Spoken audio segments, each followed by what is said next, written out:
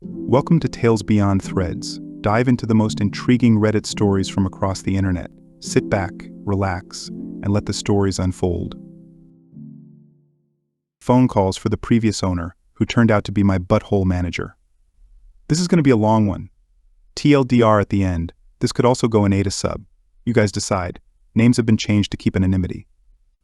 Mobile phones became common in my country around 2004. Just as I finished high school, my parents bought me my first phone, a second-hand Nokia. It was bulky and basic, but I promised myself that someday I'd buy a new phone with my own money. When college started, I had a 2-hour daily commute. In high school, I had excelled academically and won several district-level awards. These awards were being distributed during my first year of college. One nationalized bank award finally gave me enough money for a new phone. I bought a Sony Ericsson K300i and a premium SIM card, not realizing it had been abandoned by its previous owner. By the third day, I started receiving calls for a guy named Bitsaw from various financial institutions. It turned out the number previously belonged to him, and for 20 years, I've been getting these calls.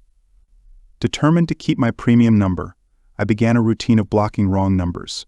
Back then, blocking was device-specific, so each time I got a new phone, I had to start over, keeping a list of numbers to block. I got my first job after graduating in 2009.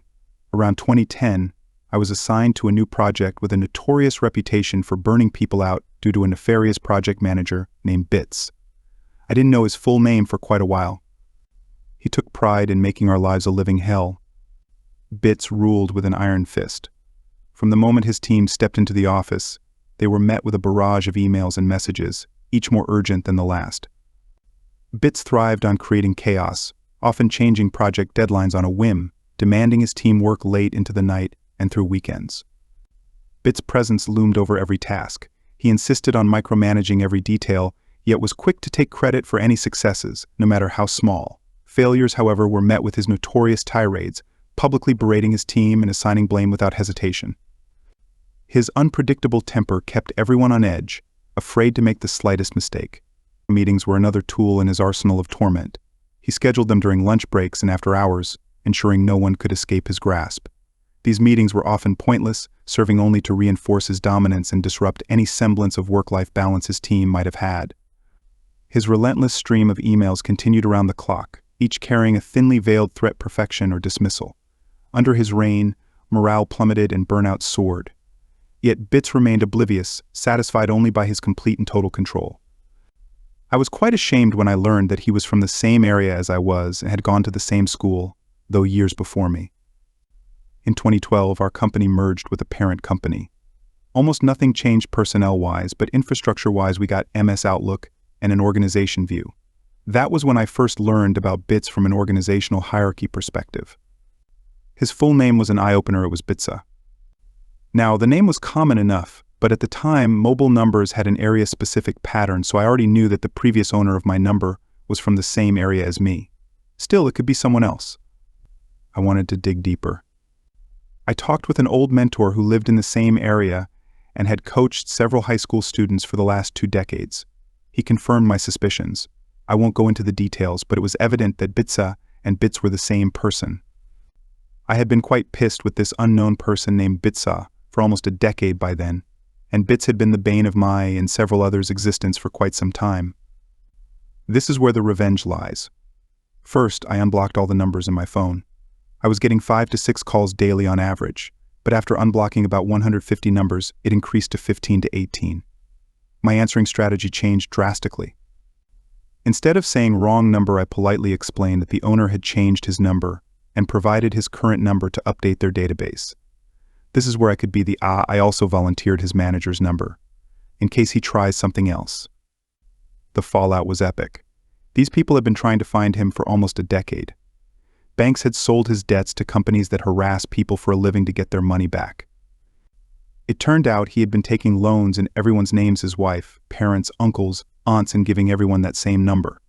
He was evading credit card debt and loans of upwards of $200,000 equivalent in USD, but it's a load of money where we are from.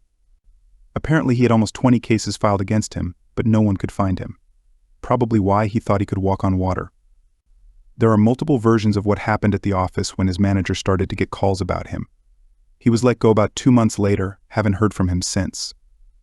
TLDR, previous owner of my number, had duped several financial institutions.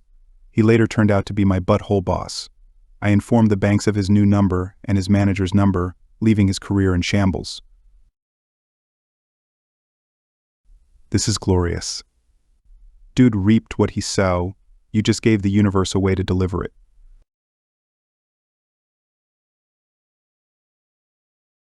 My landlord got not exactly what he deserved, but it sure was a rough ride for him. I had a landlord who was pretty absent. I lived in this building, a high-rise, like 20 stories, for 10 years. He, despite living next door to me, was absent and cold personally, but cool enough. Rent was good. Our agreement was never bother him about anything, unless it's an absolute emergency. Shower head wonky? Go buy a new one? Fridge breaks? Get it fixed, or dude, just buy a new one. Take it out of what you pay in rent. Lost the receipt, I don't care, I know more or less what a fridge costs, just take it out of rent. Finally, his wife decides she wants more rent, wants to rent the place out as an office, not legal, and wants us out ASAP. I agree to move out a month early and get a month's rent back deposit. Complete 180 on their part. The place is ruined, can't give you shit until you fix all this stuff. 2 main things: my cats did scratch up the leather legs of the dining table, and the pull-up bar made 2 dents in the door frame of the kitchen, which was quite nice hardwood. They come to me with this list of tons of stuff like, oh, you hang a photo frame here, this tile is slightly chipped. This is the busiest work time of the year for me, but I'm trying to be cooperative. Sure, I got the table legs re-leathered, spackle the photo frame wall hole. Can't do anything about the door frame, take it out of deposit. Patch the tile. Like dozens of little everyday wear and tear things, like you want me to change the window screens? These are all new screens and in nicer shape than when I moved in. But I did them all, I trusted the guy. Gotta get my money. At the end, he should have been giving me 24,000 RMB PS 2500. He gave me 5. I still need to use the money to fix all that stuff. If you can't accept the 5, I can't give you anything at all. I was super pissed off, but took the 5. Now, people in the building are gossipy. I don't participate, but I did tell this one older lady about my frustration. She told everyone. The wife went from being the star of the mommies group of the building to nobody wanting to talk to her. People shunned the guy too. I originally told them I was planning on moving to another city, but an opportunity came up, and I ended up renting a similar unit in the same building. So they thought they could just screw me over and not have to see me, but now they still did. Often. A year later, the office calls me with some question about how to do something with the floor heating. I go, door frame is not fixed, still has dents. I call the guy like, what the hell, man, and he tells me to mind my own business. 5 years later, I see the light at my old place is still on at 3 a.m. That's odd. I go to check, the door is open, and the place is just trashed, ruined. Cabinets broken, stuff on the walls, lazy landlord. And the dents on the kitchen door frame are still there. So the guy never fixed anything, just kept my money. By this time, smartphones were popular and we had a chat group for the whole building, so about 500 people. I took pictures and posted everything. Apparently he had also nicked these people's deposit, and there was a huge ruckus when they trashed the place, cops called. All these people chime in with complaints and pictures. People smoking in the hallways, leaving leaky rubbish outside the front door, videos of people using foul language in front of children, dirty footprints. He got fined a lot for 1, creating a public disturbance, 2, degrading the quality of the living space, 3, illegally renting a residence as an office, and to top it off, the building management wouldn't grant him permission to have workers in to fix the place, so it sat there empty for like 6 months. The fines were big too. Take 1.5 months rent from me, lose a year's rent. Suck it, bro. I did this too. Agency kept saying money had been sent, or a check was on the way. I made food and drink for a day, took a newspaper and sat in their office for hours. Told them I wasn't leaving until I got my money. Guess what? I got my money. Good for you. There was a viral video I saw recently of a landlord in China unwilling to fix some girl's AC heater, and the whole thing escalated into basically the tenant telling the landlord to keep the deposit and moving out, but not before absolutely thrashing the place, clogging sinks and turning on water. Breaking mirrors, unplugging the fridge and leaving some food out, as well as smearing a bunch of stuff all over the walls, destroying furniture, etc. The absent asshole landlord didn't know any of this until the property management called her and told her that the downstairs neighbors complained about water coming down from her apartment. I think in the end, it was basically the same result, with the landlord getting absolutely effed in the A, all because of greed and perceived power. Plus the comments tearing her to shreds were the cherry on top.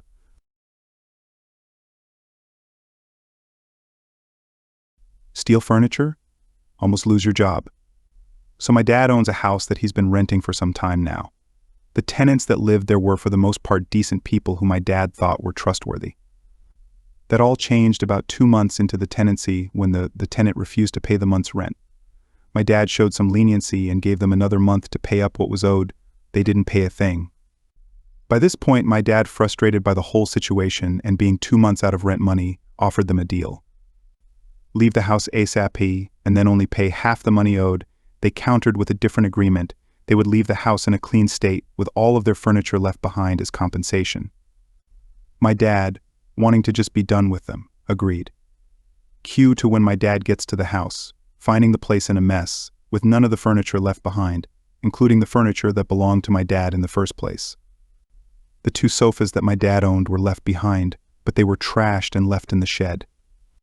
When my dad confronted them asking for them to pay up the full amount that the furniture was worth, he was met with a promise of payment after 2 weeks, which he didn't believe, and when he requested they pay earlier, he was met with good luck, getting your money followed by laughing emojis. This made my dad angry and he decided that he wasn't going to let this slide. My dad knew that the tenant was a Christian pastor of a church, and his son also had some job related to the church. My dad contacted the church and explained everything from how they hadn't paid him rent money to stealing the furniture and trashing the place. The church was somewhat interested about this behavior. The next day, my dad gets an angry phone call from the tenant's son cursing at him and asking him what he thought he was doing, contacting the church saying he was being unfair. My dad hung up on him only for him to attempt to ring 10 times after he hung up. From what we could piece together, the church had told the pastor that if he didn't settle things with my dad, him and his son would lose their jobs.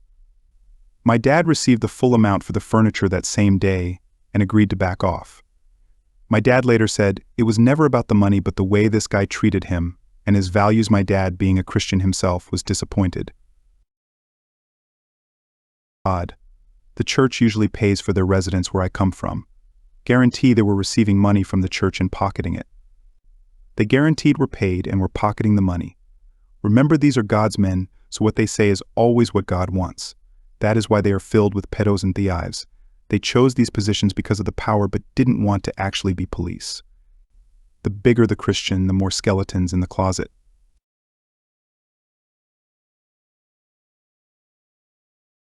Not going to pay overtime? Think again. I was discussing this sub with a good friend, and he said, "Boy, have I got a story that'll fit." It wasn't his story, but his brother's, and I sat with him and got the details. Buckle up, it's a good one ... and a long one. Let's call him Bob. Bob has been fiddling with computers since he was a kid and knows them pretty well. As with most people, he's moved from job to job. The employer he worked for was a service distribution company, and there were 2 employees. The company was located in Ontario, Canada. About 3 years ago, Bob's employer decided to modernize their software. They had separate programs for dispatching, for inventory, for payroll and finances, and it was complicated moving information from one program to the other. They decided to get an ERP, Enterprise Resource Planning program, and Bob recommended one that he knew inside out from a previous employer. For those of you who don't know, an ERP program handles everything: purchase orders, sales, inventory, personnel, vendors, customers, all of it. You can run a report and find out which customer has bought the most part A, B, C in the last year, which salesman has improved his numbers the most, which vendor has the fastest delivery time, which shipper packed the most orders. Everyone in the company used the ERP program, but it was very complicated, and they used the aspects of it that related to their position.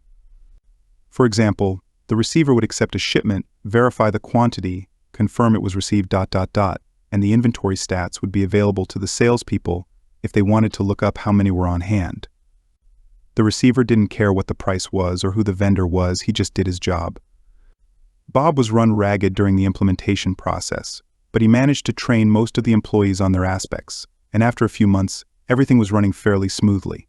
Bob still got tickets for tweaks in the operation of the software and occasional hardware issues. Then the company decided to expand their footprint and was marketing into different time zones. That messed things up.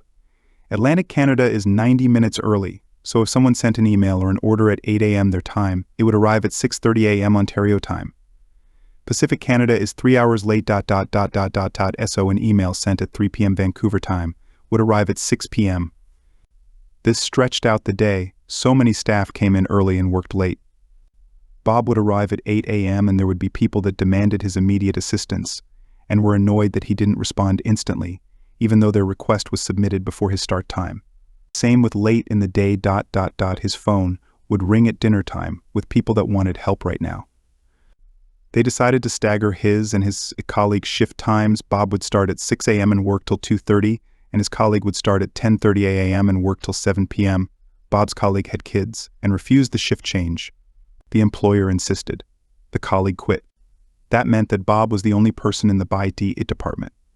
The employer said they would look to hire a new IT guy, but they had trouble finding one that knew the ERP system. And they were offering well under a market value salary. Bob asked for a raise and was denied. Then he wanted overtime, and the employer told him that as an IT specialist he was exempt from overtime laws in Ontario. Bob looked it up, and the employer was correct. This went on for some time, and he knew lots of IT people socially. They told him what the company was offering, and Bob knew that they wouldn't find another tech. Things went downhill from there. Bob would get chewed out if he missed a call or an email, no matter what time it came in. He had to train new hires in the ERP system, as well as take care of the hardware. He asked repeatedly for better compensation and was denied. So he planned to get a new job. Now here's the revenge. Bob had access to the entirety of the ERP program. When a user signed in, the time was logged, and even if they didn't sign out, after 15 minutes it would log them out anyway. Everyone in the company was on salary, and many of them came in early and stayed late. Ontario labor law states that even salaried workers are entitled to overtime after 44 hours a week, unless they were managers or supervisors. So Bob jumped into the program and ran a report for each employee that wasn't a manager, all the way back to when the ERP program was started. Then he reached out to an employment lawyer and got the okay to refer employees to him. Bob lined up another job, and after he left, every employee in the company got an email with an Excel sheet showing the hours they had put in past 44 hours a week. The subject line said you're legally entitled to overtime pay, and the body of the email was the lawyer's name. The shit hit the fan. Almost every employee authorized the lawyer to negotiate with the company on their behalf, and the company had to pay a ton of money. All the company had to do was pay Bob for the extra work he put in. Instead, they had to pay almost everyone. Being exempt from overtime pay doesn't mean it can't be paid, I believe. One thing I've learned from all these ProRevenge posts is to never F with the IT guys. You just can't do without them. Thanks for watching Tales Beyond Threads. If you enjoyed the stories, don't forget to like, comment, and subscribe. Hit the bell icon to stay updated on our latest tales. See you next time.